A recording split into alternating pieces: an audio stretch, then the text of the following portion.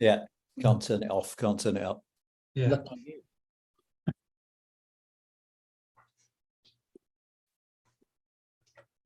Right.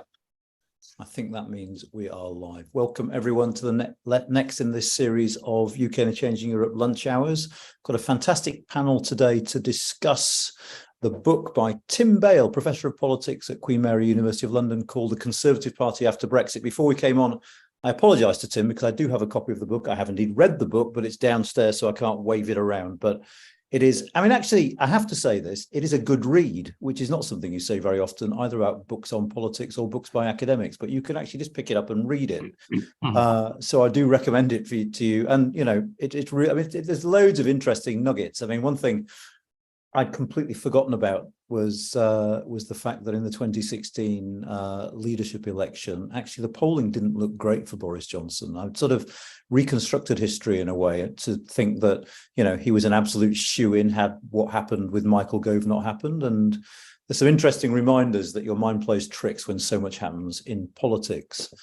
Joining Tim today, we've got a great lineup. We've got Liam Fox, Secretary of State for International Trade from 2016 to 2019, Secretary of State for Defence 2010 to 2011. Back in 2013, Liam wrote a book called Rising Tides, Facing the Challenges of a New Era, which argued that we're ill-equipped to tackle economic and security threats. And I was just thinking, Liam, before we started, given the period we're living in, it's probably time for a second edition, because it strikes me we're less well adapted than ever to the economic and security threats we're facing. Next, we've got Robert Buckland, who was Secretary of State for Wales from July to October 22, previously Secretary of State for Justice and Lord Chancellor from 2019 to 2021. Now, I did something I never usually do, Robert. I wikied you. Have you really got a cat called Mrs. Landingham after the character in The West Wing? It is true. I do. She's a lovely grey Cats Protection League cat, and she's got a shorter name for the family, but officially she's Mrs. Landingham. Fantastic. You've gone right up in my estimation for that. And last but not least, we've got Katy Balls, political editor of The Spectator, a journalist who is both informed and informative. And if you're interested in politics, you should read her stuff, which also appears in several newspapers. Always well worth a read. Thank you all for coming. We're going to kick off with Tim. If you want to give us the elevator pitch in 5 minutes for your book. Yeah, sure. Oh, fancy being stuck with me in a lift for 5 minutes. That'd be terrible. But anyway, so I first conceived of this book, I think, in about 2018, when the party was on the edge of one of its occasional nervous breakdowns over Brexit. I think triggered by Brexit, but not necessarily solely caused by that. I think also playing a role was the ambition of people at the top of the party, or at least who wanted to be at the top of the party. And indeed, the starting point for me when I'm thinking about the Conservative Party is always the Queen Mary historian John Ramsden's view of the party, which is that you have to think of it as an autocracy tempered by assassination. I tend to view politics as a combination of ideas, of interests, of institutions, and indeed individuals. So a fair bit of the book, but not all of the book, I hope, is taken up by the kind of court politics or high politics of the Conservative Party. The aim of the book really is to construct a kind of authoritative, hopefully, narrative of what's happened to the party since 2016, albeit with rather fewer F words and C words than some of the other accounts that are also available. In some ways, what I want to do is conduct, and I say this very carefully, given we've got a medic in the room, a kind of living post-mortem, if you like, of the Conservative Party. What I'm trying to do is to anatomise the party, to capture the interaction between the various organs of the party, namely what we call in political science circles anyway, the party on the ground, which is the members, the party in central office, which is CCHQ, in this case the staffers, the party in public office, which is its elected members, and what I call the party in the media, which I think of as the proprietors, the editors, the columnists, who make up what I see as an integral part of the party rather than something that necessarily is external to it. So the aim is to provide a kind of 360-degree account of what's going on the party from top to bottom. And what I try and do is really sort of track through the turmoil what I consider as a kind of potential transformation, if you like, from being a mainstream centre-right party towards being what I refer to as an ersatz populist radical right party of the kind that we see in continental Europe, but also obviously UKIP and the Brexit Party, and indeed now Reform UK. And I guess what I wanted to do was to ask, well, was that transformation actually occurring? And if it was, how far it's gone, and how and why it's actually happening.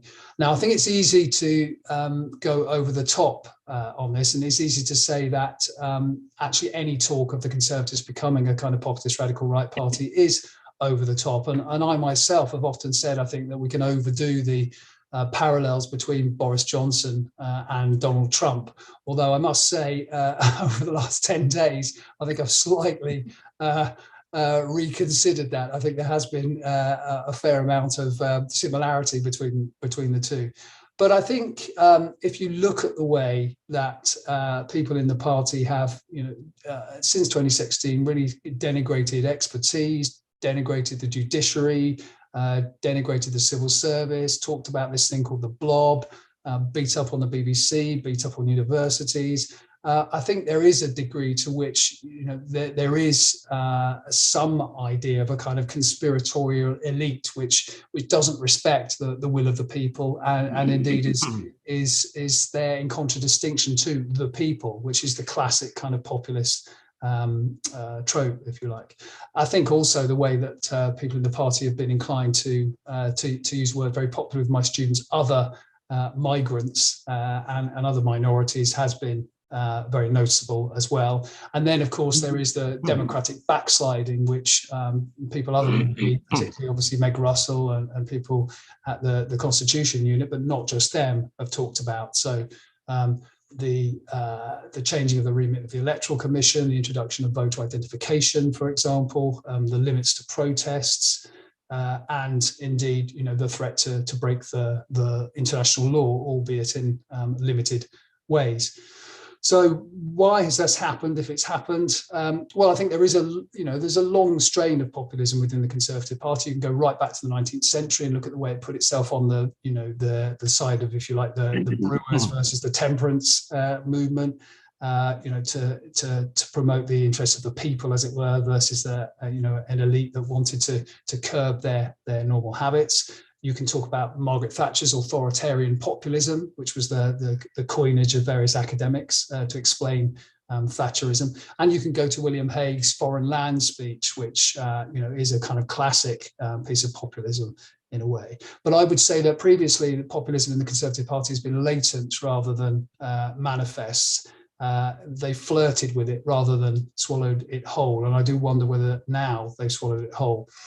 Now, as to why that might be the case, I think you have to look, first of all, at the electoral threat that the Conservative face from their right flank since 2010. So there's this pervasive fear, if you like, of being outflanked on the right by UKIP. And one way of avoiding that is by adopting some of the rhetoric and some of the policies of that populist radical right vehicle for Nigel Farage. Brexit, I think, is just one part of that, but there's also this wider culture war, which makes sense. And in some ways, the 2019 election probably has kind of amplified and accelerated that, in the sense that it has opened up the possibility, first opened up really by Theresa May, of a new source of support from less affluent, less educated voters. I think also you'd have to say that Brexit has offered an opportunity for political entrepreneurs, not just Boris Johnson, but what I call the kind of celebrity Brexiteer ultras like Rees-Mogg, all of whom I think like to appeal to the grassroots, and very often to their most, if you like, atavistic instincts, because they've also got one eye on the leadership. And I think we have to see also this in the context of a kind of decline in deference in the Parliamentary Conservative Party, which has really been going on for decades, but I think has been accelerated by 24/7 media and social media. And I think finally, we do have to talk about the party in the media, which I referred to earlier. I think those kind of populist tropes are common currency for the party in the media, and they have given a much greater platform to these kind of political entrepreneurs that I've been talking about within the party. And they've been especially inclined to denigrate people within the party who object to the kinds of moves that those entrepreneurs have made. So I guess to finish up, the question now is, if this genie is out of the bottle, can it be put back in the bottle? Can, to use another phrase, Pandora's box be closed again? Maybe, to take a kind of benign interpretation, this is just another example, as we've seen over the centuries, of the Conservative Party adjusting to the kind of zeitgeist, and indeed the Conservative Party will then move back into the mainstream. Or, if this is a permanent move towards a more kind of populist radical right formation, what's the future for the party in a country that's becoming more multicultural, more socially liberal? Brilliant. Thanks ever so much, Tim. There's an awful lot there. Has the Conservative Party changed? How profound is that change? Has it become populist? Are these changes, if they are real, here to stay? Take your pick, Liam. Well, I was very interested in that later phrase, as the Tory party made a permanent move. Conservative Party doesn't make permanent moves to any one point. The Conservative Party is constantly evolving, so it never stops in one particular place. That's why it's the most successful party in the Western world.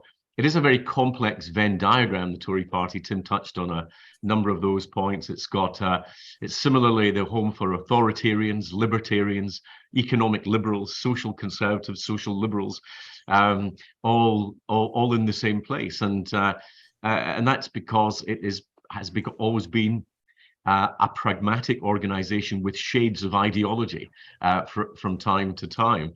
I've never really been a conservative. I've always been a free market liberal, but the Conservative Party was the closest placed to be in the generation when I joined politics. And I think that looking at it with the light of Brexit, there are a couple of points I'd pick on with Tim. The idea that there was a conspiracy to disrespect the will of the people is not a theory. I mean, John Bercow and others in Parliament were trying to do that. They were trying to block Brexit itself. And whatever you thought about the debate, I think that to attempt a coup d'etat against the British people's specified electoral will is one of the most disgraceful things, certainly that I've ever seen in my political lifetime. So it's unsurprising that people were furious about that. But also, I think you have to grasp that Brexit meant very, very different things to different people in the Conservative Party. I was a constitutional leaver. For me, it was all about sovereignty. So for me, Brexit was successful at 1 second after we left the European Union. For other people, it was about economics or trade, which is a much more complex issue, and even more complex when you have to disentangle what happened in the pandemic. For others, it was about immigration. And so there were a whole range of other things going on there. And again, as Tim said, he didn't really mention the pandemic very much, but the pandemic upended everything. For the period that it was there, all our political norms went right out the window. All our parliamentary conventions and our traditions were largely, we had to adapt them to the situation. And then, of course, you had the rise of the populace. And, perhaps if I was saying, if I could find a thread that brought all of them together, it's that Boris Johnson was the third prime minister to be brought down by Boris Johnson in this various period. And the thing I would say that the Tory party is moving away from is this populist creation, which is really a set of initiatives, sometimes unrelated, sometimes contradictory, without there being a coherent narrative. And there's no doubt that under the Rishi Sunak administration, it is moving back towards a more fiscal conservatism, slightly more socially conservative. And I think you can see that evolution again happening today. And I think that the one thing that I would say is needed in this is that the Tory party needs to stop being what it has been in recent times about the what, and it needs to rediscover the why it believes in what it does, why we need to get inflation down, why we don't want universal welfare, and so on, setting out that. And I think that's the real challenge. And if I was to say, in one sentence, what's the difference between that sort of populist agenda and a more traditional agenda? It's that the populist was about the what, the Thatcherite tradition has been much more about the why. And I think that why, the story, the narrative, is something that the Conservative Party needs in a hurry to rediscover. Thank you, Liam. Robert. And Liam, if you want to chip in at all before you go, because you've got to go early. Well, I'll try and overcome my natural shyness. Okay. Well, largely, I think Liam has really put his finger on the point here, that the party is not an ideological party. There are aspects of it that might be ideological. I mean, Liam describes himself as a free marketeer liberal. I'm a Tory, but we're part of the same coalition.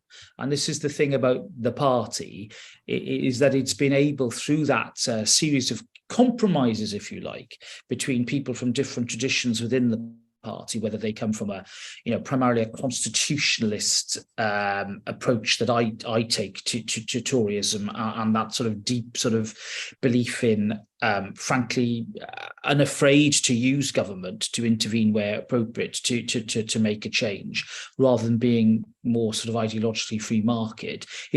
We've created an incredible coalition of interest here, but interest as the party of the nation. The concept of the Tory party as being the national party is something that I think is underestimated and sometimes lost by many commentators. We, the nation, in so many ways that the Tory party will project itself as representing the national interest almost over and above, ideological party political considerations. That's a very powerful draw. It's a very powerful message, and that's something that must endure. I mean, I think some of it's been lost. I think populism has obscured and shielded some of that. But like Liam, I think we might be through that phase now. Although I voted for the report yesterday on Boris Johnson, my overall assessment of him will be a much more mixed one than many colleagues will give, in the sense that I thought that he was in many ways an antidote to pure populism. Apart from his behaviour in the last few days, I agree with Tim on this. I think comparisons with Trump are overblown, and that certainly from my years of working with him, there was always that countervailing wish by Boris Johnson to actually do the right thing and comply with the norm, conflicted against his it's almost animal instinct to do something to disrupt and to draw attention to the issue or cause that he was promoting. And I suppose nowhere was that more dramatic than in the struggles that relate to the Constitution during my time as Lord Chancellor. I feel that I did everything and more that was expected of me as Lord Chancellor to defend the judiciary and to defend the rule of law. But, undoubtedly there were times there were great tensions in that. And underlying all of that, I think, was frankly a concern by me and others that this just wasn't a Tory way to behave. We don't upend the rule of law. We don't insult the judges. We don't impugn their motive. We defend them because we're Tories. But Liam's point about the way in which this place had been, in a sense, broken down, and we had partisanship from the Speaker, is again a very important one to remember. Former Speaker. A former Speaker, absolutely, very much an ex-Speaker, remembering the fact that, and I was a big Remainer, as everybody knows, but I felt fundamentally that we had to act in a way that was consistent with a clear result in a referendum. Otherwise, we risked further constitutional upheaval and goodness knows what in the form of right-wing or extreme populism, either from the left of the Labour Party or indeed, the beyond the Conservative Party into UKIP and Reform territory and Brexit territory, that we as parliamentarians, representative Democrats had a responsibility to make sure that the will of the people as expressed in a referendum and indeed two general elections was carried out. and that's why there was this sort of disruptive time in our history. But I think we're through that. I think Rishi Sunak does represent a return to the norm, and the opportunity for us now to look at this 7-year period, this extraordinary period, as a time in history, but for the party not so much to reinvent itself, but to rediscover what makes it tick, the why question, as Liam says. And I'll end on this note. Any other party that had been faced with a referendum result on Brexit and then COVID, I think would have torn itself to pieces. And the real question we should be asking is, how on earth is it that the Conservative Party, despite all of this, has still held it together and indeed in 2019 won that big majority? I think that's the question that is more interesting in many ways. And perhaps underlying that is the essential resilience of the Conservative coalition and the fact that we all recognise that if we don't cleave together, then far worse a fate awaits the country in the form of a Labour government that will be, on any interpretation, probably the most centre-left Labour government since the days of Harold Wilson. I mean, if I can just emphasise that last point that Robert was making, Mrs. Thatcher herself used to say, we avoid external coalitions in our country by maintaining internal coalitions. And that's been very much the British political tradition compared to our European counterparts. And Mrs. Thatcher herself tolerated people in her cabinet with very, very divergent ideological views. In fact, people that she couldn't personally stand, because it maintained that wider coalition. It's a lesson that the party would do well to heed today. Katy. Not that there are any of our colleagues that we can't stand. Katy, is all as well as our MPs would have us believe? Yeah, I'm sure I can name some. Yeah, I mean, I think if we're saying the Conservative Party after Brexit, I mean, first off, it still feels as though Brexit is ongoing. And you can see that in the sense that we've been having debates in the past few months in Parliament about EU retained law rule, the Windsor framework. So it's an ongoing process. And I think that it's interesting if you chart, I suppose, the way these disagreements within the Tory party and the coalition within the Tory party manifest themselves. It feels we're a long way from the EU referendum. Obviously, a lot of this is down to mathematics, parliamentary arithmetic, but you have a situation by which I think the ERG is a diminished force compared to where it was in 2017, where you effectively need to know every member of the ERG to work out what was going to happen in British politics. And if they didn't like it, it was going to hold the Tory party together, and that'd be a problem. Whereas it feels as though we now have a situation where the majority in government are Brexiteers. Now, we have a hierarchy, depending who you speak to, of who is the truest Brexiteer. But I think when you have a prime minister who is a Brexiteer, you have not a chancellor this time, but obviously, a foreign secretary. Go down the list. Kemi Badenoch, who is obviously the business secretary, who chose to actually scrap the plan to fast forward all the retained law scrapping. It makes it a bit more, I think, complicated to say, oh, this is a true Brexit view rather than this. And I think if we look at probably the turmoil in the Tory party since the EU referendum, I think to echo some of the comments already made, a lot of it comes down to the fact there was no unity, as Liam was saying, as to what Brexit meant for the Tory party as a whole, and everyone had different ideas. So you had some who actually thought more accountability, no longer blaming Brussels for lots of things. Actually, probably seeing it now, we can blame failures of the UK, of the nation state.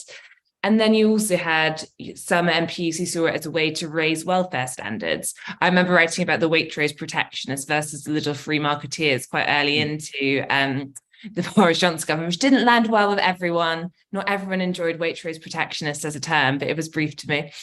So he was frustrated. But that was about how you saw things like a UK-US trade deal. And I think that was a really interesting one because it was two groups of Brexiteers within the Tory party with very different ideas about what you should be doing with the Brexit trade policy.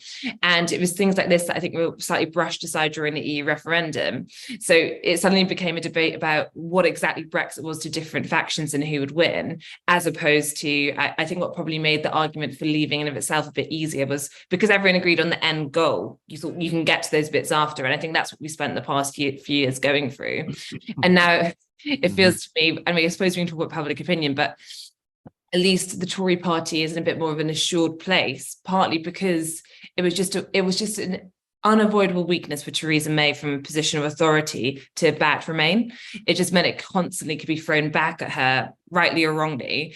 And I think now, having had Boris Johnson, but also Rishi Sunak, which some Brexiteers do not think is, they do not see him as hardcore as Boris Johnson, even though I think you look at some of the actions, you could disagree with that. Does just mean I think you now have a more self-assured Tory government in terms of what they want to do with it.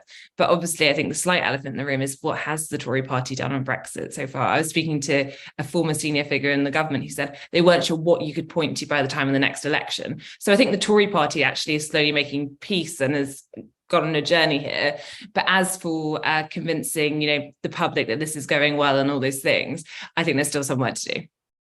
Brilliant. Can I just pick up Katy on that point, because she's absolutely right about the turmoil after the referendum. But I think we are perhaps underestimating the turmoil before the referendum in the Tory party, and whether the Tory party would have been able to hold itself together had we not had a referendum is a moot point. It's certainly true what Katy said, that there were different views, even amongst the Brexiteers. I would break them down into roughly two lots. So you had the Brexiteers who didn't like the European Union because it was too foreign, and you had the Brexiteers who didn't like the EU because it wasn't foreign enough, that it was restricting Britain's global horizons in an era of globalization.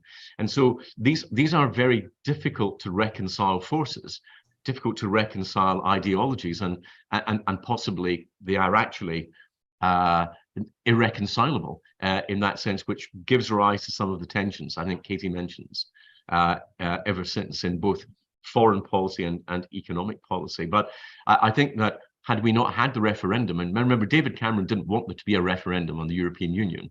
It was a mechanism primarily to stop the Tory party exploding, given the tensions that were there at the time. And whatever turmoil has been post-referendum, it's nothing to what I imagine it would have been like had there not been a referendum at all.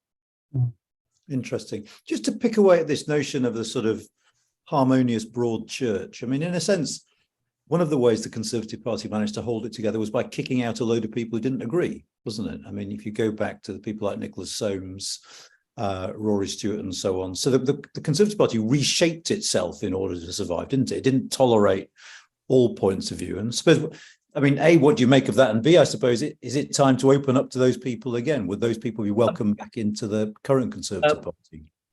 To be fair, I think that's a mischaracterization. I agree. A particular issue that affected Nicholas and Rory and others related to those events of September of 2019, when the Ben Act was. Look, what happened was colleagues decided to, in effect, take over the order paper and to vote for legislation that wasn't in accordance with the government's policy. I mean, look, that was a withdraw the whip moment, and it gave me no pleasure. I was deeply sad about it. A lot of these people are friends and colleagues of mine who largely agree with me, and I agree with them on many things. But to lose them was painful, very painful personally for me.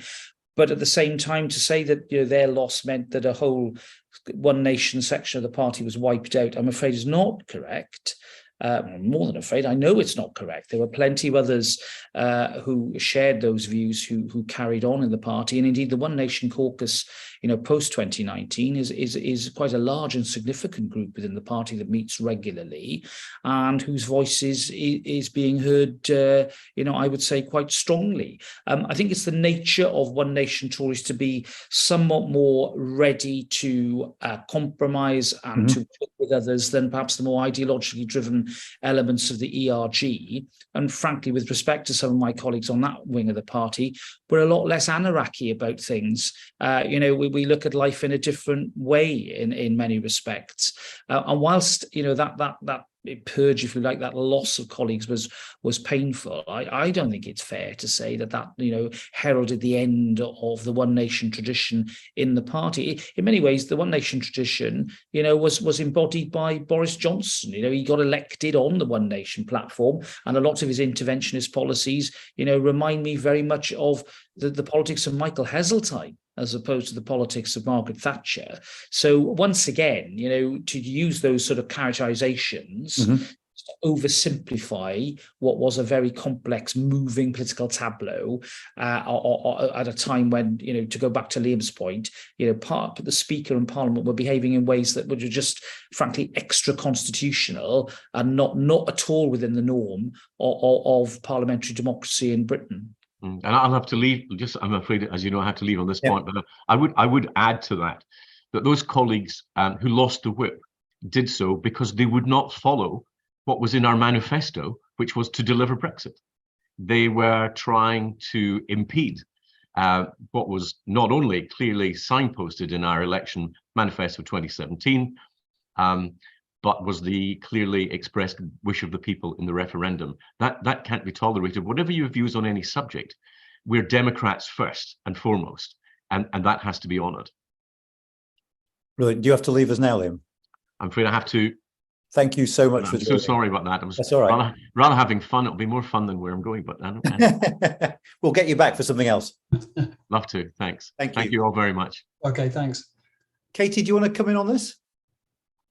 Yeah, I suppose on the One Nation point, I mean, I think it's true that there's still a One Nation wing of the party. So I agree with Robert there. I mean, there's a One Nation group, there's One Nation caucus, but it definitely felt as though with Brexit and the Leave result, the party moved in a way which One Nation MPs have felt less at home with, I would say.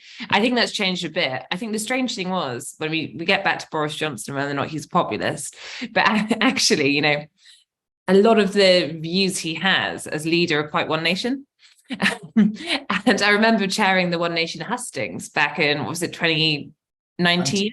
And he's been leader. And we had to ask it was split between Matt Ford doing it, and we had to ask the same questions to each candidate. And I think it was, which of the One Nation values do you most identify with? And I always remember Boris Johnson saying, Katy, that's like asking a tigress to choose between her cubs.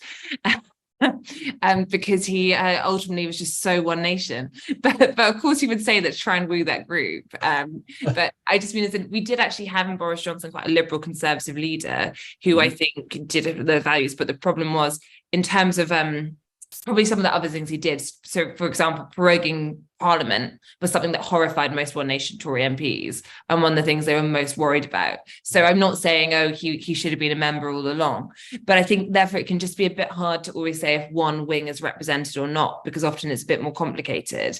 I think that, and then you also saw with Rishi Sunak, the One Nation group got far more behind him than Liz Truss. I think they're much happier with Rishi Sunak as Prime Minister than they were with Liz Truss as Prime Minister.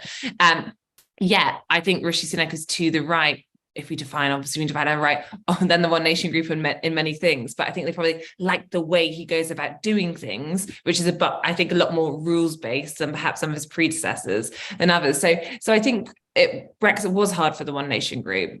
Not extinct, but definitely, I think we were set back a bit by it and the direction the party moved, and where the voices probably were most listened to were not the One Nation wing of the party. It tended to be the ERG or those on the right, or the 2019 intake, which of course has some One Nation members. But I think as a group, and we haven't really got into that, but I think the 2019 intake's really interesting because we talk about this debate of ideas within the Tory party and this idea of going back to normal of Rishi Sunak, where, a lot of 2019 MPs saying, well, we don't actually want to go back to what we regard as normal conservative values because we thought we were, elected on this change ticker, this realignment of politics. And they worry that in some of the changes, perhaps now that we're losing some of that 2019 realignment, which was so closely tied to Brexit. Tim?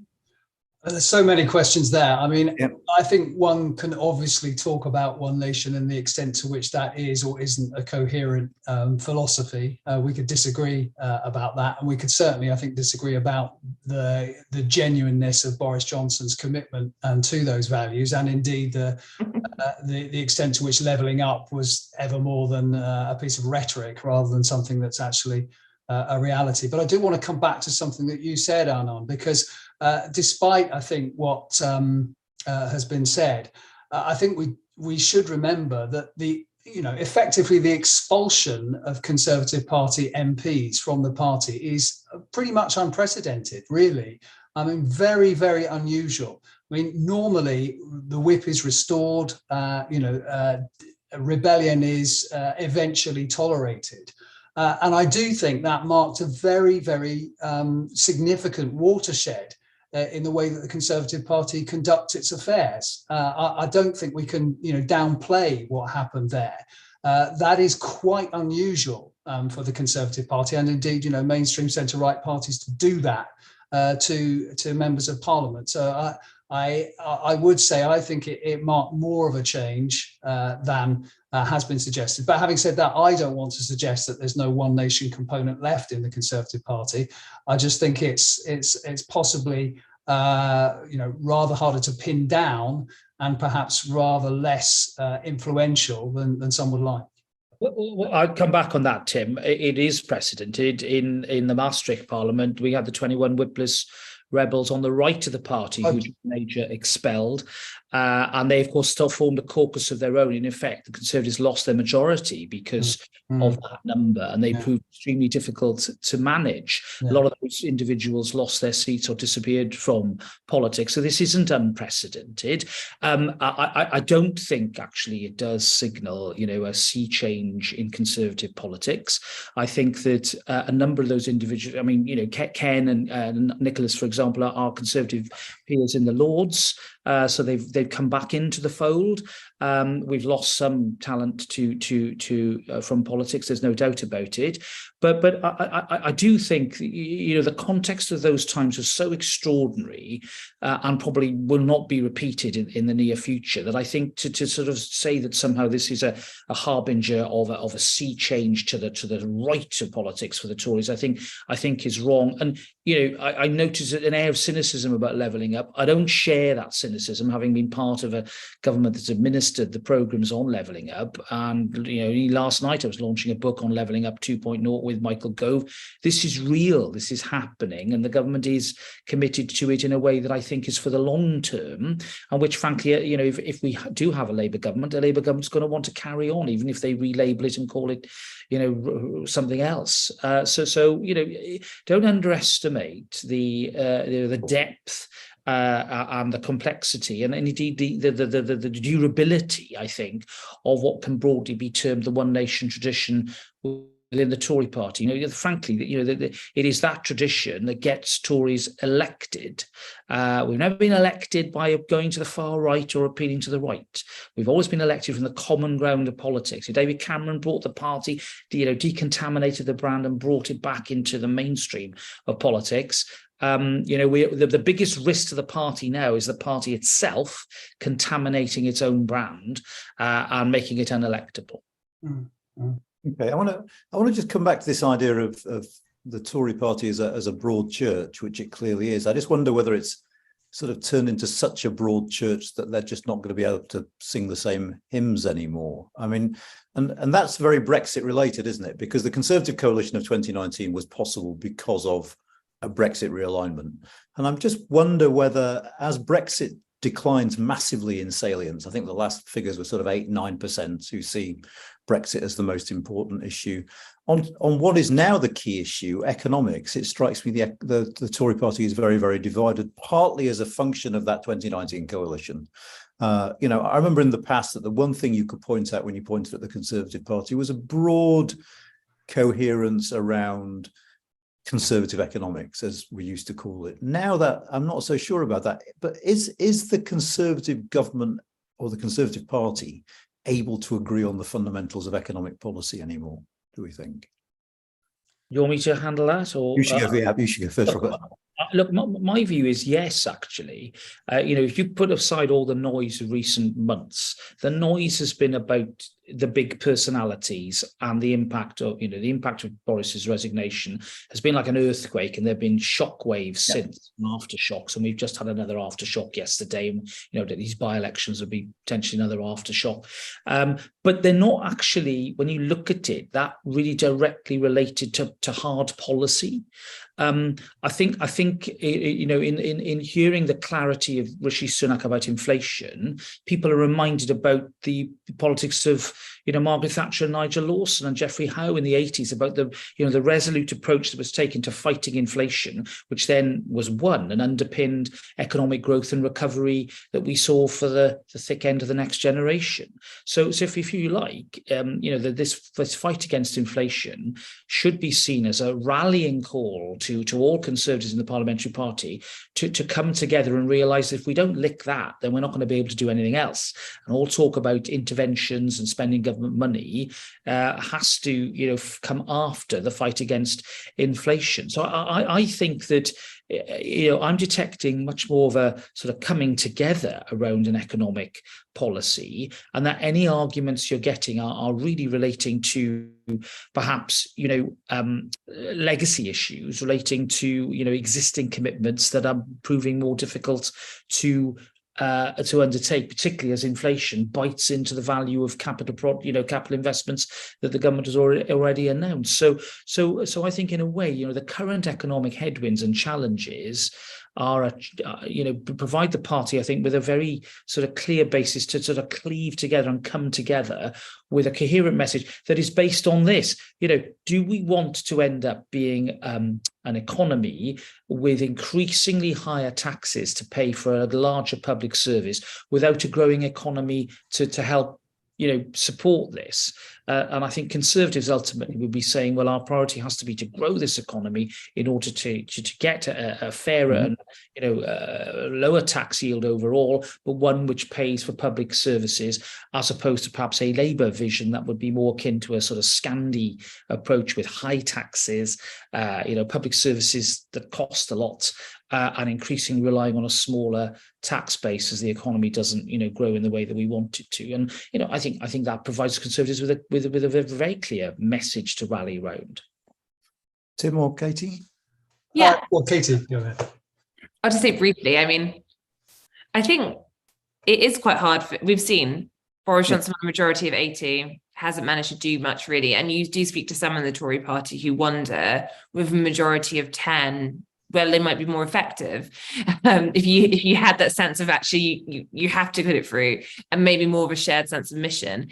And I think particularly if you think about the Vote Leave manifesto, it was a fairly high spend manifesto. We can probably not one for when you got 20 minutes left or 19 to talk about what was on the side of the bus, but it was about a lot of money going to the NHS, things like that. And I think that has helped to define clearly the 2019 electoral message. You at the time still had Dominic Cummings, the Vote Leave team were in number 10, and that had a big impact on the message to voters. And therefore I think you do have now a problem in the Tory party, which I don't think is uniquely to do with Brexit. I think the pandemic's also played a really big factor in it, whereby ultimately there is a level of fiscal incontinence. People think they can spend a lot of money and cut taxes, and perhaps there's also partly down to Boris Johnson as a leader, who's someone, he doesn't really think about spending the way that Rishi Sunak does. and therefore it's all added to, I think, to the sense where there's a much less on trade-offs than I think you had amongst, the Cameron era. And I don't think, for example, this current party could wear austerity in a way that you saw the 2015, obviously, and George Osborne and David Cameron lean through. I mean, that said, I am reminded of what George Osborne once said about his conversation with Nigel Lawson, which was, talking about, they won't take tax rises. And Nigel Lawson said, it's much easier to get Tory MPs to endure higher taxes than it is to get them to cut spending. So some of these problems, I think, we can't say that's to do with Brexit, but I think it's definitely heightened that sense and meant there's just lots of different views exactly what they should be doing, and that makes it much harder to have discipline. And a lot of that does go down to Brexit and pandemic spending. Although it's fair to say, isn't it, that a lot of this was presaged in the 2017 manifesto, which was quite striking in its un-Toriness in some of its language about, how the free market fails and how we're going to help the just about manage. It was a very sort of novel approach for a Conservative government even then, wasn't it? So well pre-pandemic, there were signs of this sort of new approach. Yeah, I think that's right. Just very briefly, and also you saw the beginning of the Red Wall there of Mansfield and Radley. We probably focused less on it because of what happened at the end of that election. But I think that's completely correct. No, I think you're absolutely right. I think that for all the failings of that administration, I think people like Nick Timothy never got the credit they deserve for the shift that started in the Red Wall in 2017. Absolutely. Tim? Yeah, but I do think you have to question the extent to which most Conservative MPs and many people, outside of Westminster who consider themselves as Tories accepted that shift that Nick Timothy was trying to promote by that 2017 manifesto. And indeed, many people, I think, in part kind of blamed what he'd done in that manifesto for the loss, rightly or wrongly. I mean, coming back to the question that you asked, and I don't mean this pejoratively, I think that, the vast majority of Conservative MPs are basically bog standard Thatcherites. They want taxes as low as possible. They want to keep, a lid on spending if they can. And they believe where possible, the state should be smaller rather than larger. And actually, I don't think the Conservative Party is that divided on economics. So I would echo what Robert said. And I think more generally, actually, and you'll know, Anand, I think this because I've written it for UK and Changing Europe, I don't think the Conservative Party is anywhere near as ungovernable as some people think it is. And I think, that as Robert quite clearly said, and I think Liam referred to it as well, I think the recent spats in the Conservative Party over the last few weeks are more to do with, a certain individual and loyalty to him than they are with any great kind of ideological disputes within the Conservative Party. Having said that, I think one of the things that's interesting about the post-2016 period is the rise of those ginger groups. I won't call them factions, like the LG, like the CRG, and the Liz Truss's kind of growth group, I think it is. I mean, there's a sort of acronym, an alphabet soup of these groups, which again, although they've been around in the Conservative Party for quite some time, groups like that, I don't think, and Katy pointed to this, that they've ever exerted quite the same kind of disruptive impact on the parliamentary party and the difficulty that's been posed for leaders over time before now. I think that is calming down, but I do think that's an interesting aspect. And again, I think that partly has to do with the party and the media, because the media very much enjoys those kinds of, if you like, kind of factional in-group fighting, because it's a neat way of explaining a very complex situation. Would you really say that Liz Truss's group shares an economic outlook with the Northern Research Group? Yeah, I would. I mean, I think, perhaps, the others can speak to this, but I mean, I think there's no sense in which the Northern Research Group are necessarily, kind of social democrats. I think they want more money spent regionally on them, but I don't necessarily think they want taxes to go up or spending more generally to rise. I think there's an extent to which they want to have their cake and eat it, as someone once said. Yeah, I mean, you also had Jake Berry, former chair of the NRG, playing an instrumental role in Liz Truss's government and leadership campaign, which I think actually not to be the journalist who overly focuses on factions, but was probably a little bit to do with the fact that Jake Berry is a Boris Johnson loyalist. There were some other feelings, about other candidates perhaps, but I think, clearly thought that Liz Truss's pitch on the economy was something that could work for him. And also, I think a lot of these things, you get to the point where it's like, well, if we get growth, we could do all these things. And actually, maybe we need to be a bit more skeptical when people say that. But I think that did tie in a lot of the NRG with Liz Truss, particularly because Liz Truss spent the summer leadership contest basically saying she wouldn't, raise any taxes, but also saying she'd find money for lots of projects. Absolutely. We're getting a load of questions in the chat that are, I suppose, is taking issue with you, Tim, for using the phrase after Brexit and saying we're not after Brexit yet. Brexit is still bloody going on. So I feel I'm going to ask one of these questions, which is, do you think Rishi Sunak has laid the groundwork in his party to strengthen relations with the European Union? Do you think incrementally, I mean, particularly, we'll talk about the next election in a minute, if he were to scrape home after the next election, we might see a softening in the position and a desire to build on the deal he's already built? Is he heading in that direction, do we think? If I come in there, I mean, I suppose I should declare that I would love that to be the direction. I think, having a more mature bilateral relationship with the EU is absolutely essential for Britain's place, not just in terms of trade, but its role in the world. And I think you've seen an interesting sign in the Windsor framework. I think that was a very clear example of Rishi Sunak's wish to normalise relations. There's no doubt in my mind that the previous government had got itself into a bit of a cleft stick because of the unwillingness of the Macron government to, in effect, encourage the EU to start negotiating with the UK about the Northern Ireland Protocol. There was a definite block on it. The feeling within the government last year was that the only way you could do it was unilateral legislation. There was, I took the view that there was a very narrow legal ledge for that. But then things changed when you saw towards the end of last year, the Irish government saying there were problems with the protocol, better relations between Britain and France. Clearly, the chemistry between Macron and Rishi Sunak was far better than that with Johnson.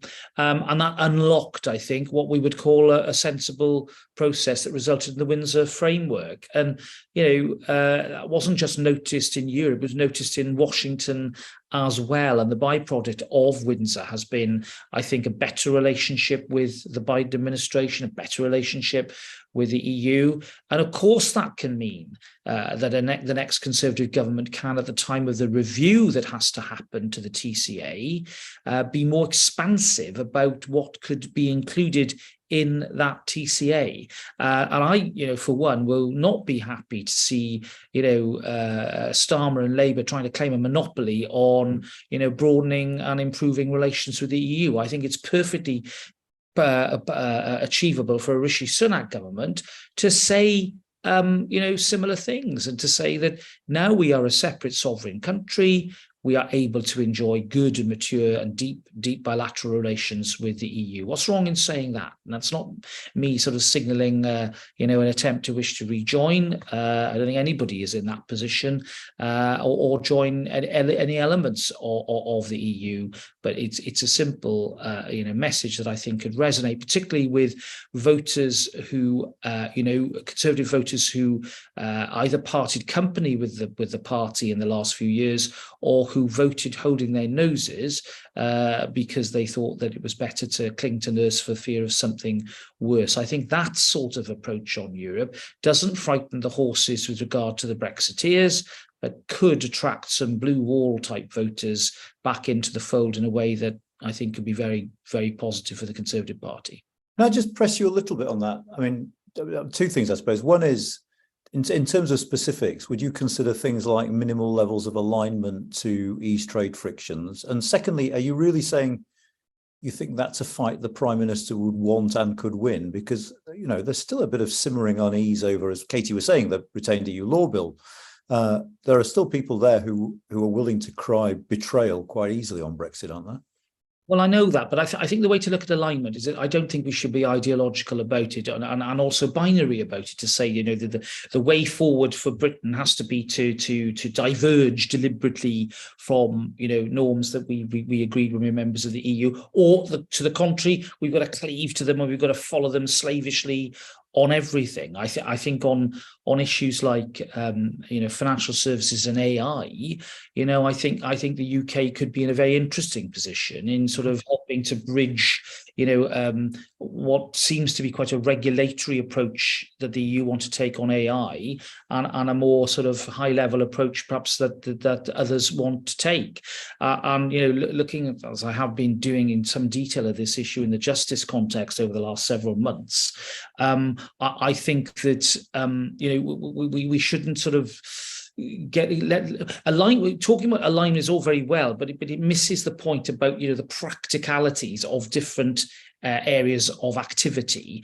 And frankly, what we should be doing is looking at it on an activity-based approach and say, what is in the interest of the City of London, or what is in the interest of the British tech industry in terms of how we deepen what will essentially be a continuing free trade arrangement, a free trade agreement. And I think there is room for Conservatives to talk constructively about that and to come up with new ideas. Tim or Katy? Yeah, I suppose. I mean, I think we're at an interesting point on Brexit. If we think ahead to what happens in the next election, trade deal up for renewal, the fact that you have David Lammy, the Shadow Foreign Secretary, talking about a closer relationship with Europe, I think the very fact that Labour frontbencher feels they can say that shows that attitudes are moving on in terms of how we talk about Brexit and what's going on. And does that mean that the Tory party will get to a point where some of the stuff is less divisive? I think, going probably back to my opening remarks, I think we're already seeing that slightly just by having that you still, for example, on rule had a row, but the group that went to see the chief whip to complain, I think it was about 14 MPs.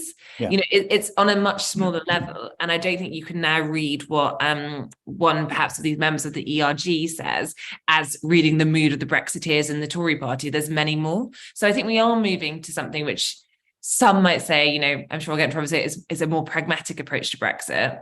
Where it goes, I mean, I think the Tory party there's still some things it will not do, customs union, single market, and those are technically Labour's red lines. I think that there is probably a bit more of a sense of being nimble and flexible in the things that you have. And that's probably the confidence I think you get from being a Brexiteer who's leading as opposed to a Remainer, which I just don't think Theresa May was ever really able to say, because people would just say, well, you would say that because you never believed in the project. Yeah. Tim? Yeah, I mean, I think, you know, whatever I've said about the Conservative Party, you know, being ideological, and I still would say that it's more ideological than some people give it credit for. I think a lot of Conservative MPs can read the room and can read the opinion polls. And quite frankly, the absolute position on Brexit and on Europe, I think, is going to have to some extent fade, simply because, as we can see from what the public thinks, most people now regard Brexit as not necessarily a positive step and do want a closer relationship with Europe. And in as much as the Conservative Party's got this long history of actually not only shaping public opinion, but to some extent adjusting to it, I think it's inevitable that we're going to see the party take a rather softer line, if you like. But as people have said, that's not going to be rejoining the customs union or the single market yet. Which gives me a superb segue to do something I forgot to do at the start, which is to say, look out on Thursday and Friday of this week. We're releasing some new polling we've done with Public First, which is polling of Leave voters about what they think about Brexit. And actually, some of the findings are really fascinating. And while I'm on the PR thing, I should also say, I think it's the 12th of July, though I usually get dates wrong. We've got an in conversation with Ian Blackford, who I'm hoping now that his time is nearly up will be 19th, I'm being told in the chat. So I was close, only a week off. I'm hoping he'll be very, very indiscreet about the state of the SNP, but come along if you can to hear. Now, I asked this question, the hypothetical of a potential Tory victory. I'm going to ask the hypothetical the other way around, just thinking about the future. What happens to the Conservative Party? And you can, if you want, Robert, you can play that politician's card of saying you don't comment on hypotheticals for this one. Should the Conservatives lose the next election, will they drift to the right because of their leadership rules and things like that? What will happen to the Conservatives in the event of an election defeat when the election is held? A bit of speculation. I'm going to plead the fifth on this because I lived in the 97 period when I went to the party conference after the election. It was like sort of the prairie grass going through the exhibition hall. All I'm going to say is it's going to be bloody painful for the Tory party if they lose the election. This illusion that we can sort of sit out for opposition for 5 years and then come sweeping back is just for the birds. You know, I've been there, I've done it. No, thank you. Don't want to go back. Okay, well, you've answered it anyway, so thank you. Katy or Tim? What do you think of the prospect? What happens to the Tory party in the event? I think a lot of it, I think Tim has a really interesting piece on this, which is about, we can all read about NatCon and the almost endless, very long pieces about how this is the future of the Tory party. Whereas I think the more sensible thing to do is to think which MPs will be left in the face of a defeat. And Tim is well placed to speak about this, so I won't go too much to what he said. But if you are, a lot of the safe seats are quite Cameroony. And it will, it's a lot of Brexiteers too. Yeah. If you think about some of the people who are probably the ones who I think do get a lot of attention and maybe talk a lot about family and future, and there's this national Conservative element. often they're not in the safest seat. So of course, Danny Kruger's in a pretty safe seat. And therefore, I think we can overestimate this veering in a certain direction. Now, it could well happen. As in, I think all bets are off, really. I think, but I do think there are some limits to how far the party could go in one direction. And if you have a really bad defeat, which I think is possible, no, how much time, then I think the party might go for a more radical. If it's a smaller defeat and you have lots of Cameroons in the Commons, it could be a lot less exciting than some people expect. Interesting. Thank you. Tim, you get the last word. Well, I guess it depends who gets to the final two, and then it depends on the membership. And although I would say that the membership is often rather less radical than some people think, I do think there is a very good chance that someone who, is often called a culture warrior like Kemi Badenoch will actually win. What slightly concerns me is whether during that contest people feel that they have to commit, for example, to leaving the European Convention on Human Rights, something I'm sure that Robert would deprecate. But let's see. Yeah, it's interesting, isn't it? We say culture warrior, but I thought some of the language she used about the retained EU law bill in front of the scrutiny committee was incredibly moderate and sensible. Very, very interesting. I thought the fact that she said, "I'm a conservative, not an arsonist," is a really, absolutely, interesting point to absolutely. Make. Well, listen, I've timed this well. This is the first time I've done this. We've ended on time. So congratulations to all of, it's because Liam left. Congratulations to all of you. Thank you so much for taking the time. We could have gone on for ages. And as I started off saying, I know it's a book about politics, but it's a damn good read. So I'd very strongly advise you all to go out and buy it. And I'll have a chat with Tim about my 10% royalty cut afterwards. But thank you all for coming along. Thank you all for tuning in and watching. And we'll see you in a couple of weeks' time. All the best. Bye-bye.